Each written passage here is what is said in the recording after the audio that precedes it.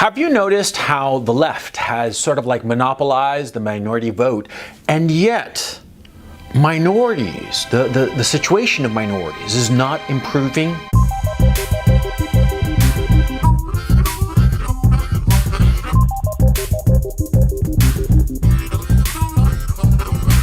You see this in urban centers where the minorities are the dominant demographic in the big cities in the Western democracies.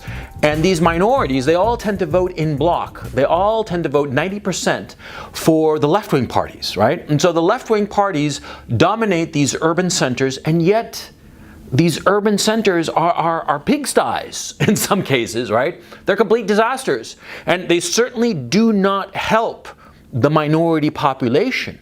On the contrary, it's like in these great urban centers, things are getting worse all the time. This isn't an accident. This is not an accident. The left learned a lesson from supporting the working class. And more to the point, the left learned the lesson that if they actually help a group of people who politically supports them, that group of people will eventually betray them, like the working classes did. See, the working classes, they used to vote for the left. The poor working classes, the factory workers and whatnot, they used to vote en bloc for the left-wing parties. And what happened?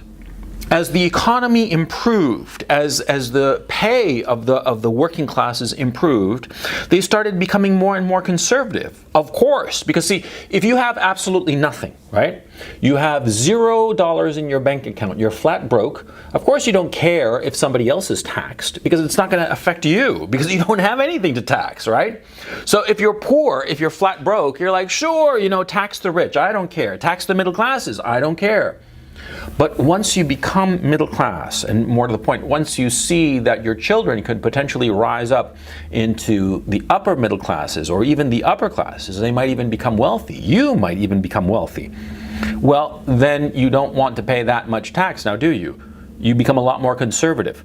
You become a lot more conservative naturally, and it's not just an issue of taxation, it's an issue of conservatism overall, because if things are going good for you, you don't want to rock the boat, you want to keep on going good, right? Yeah! And that's what happened to the working classes in the 20th century, especially the late 20th century, starting with the deregulation of the economies in the very late 70s, early 80s, under Margaret Thatcher and François Mitterrand and Ronald Reagan.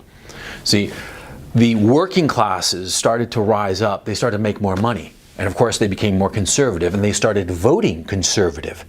Back before 1979, back in the mid-70s and earlier, the idea of a conservative government controlling any one of the big Western democracies was considered absurd. Everybody knew that conservatism was sort of like dead. But as the economies improved because of deregulation, as more people became wealthier, they became more conservative. As the working classes started doing better, they became more conservative. And they abandoned the left-wing parties. And the left-wing parties never forgot that lesson. Oh no, they never did. Because they saw it. They lived through it. They saw how election after election would be lost because the working classes, their former allies, well, they become more conservative because their lot was better. The situation of the working classes, by improving, by actually fulfilling the dreams that so many left-wing politicians had dangled in front of them, right? They abandoned the left-wing parties.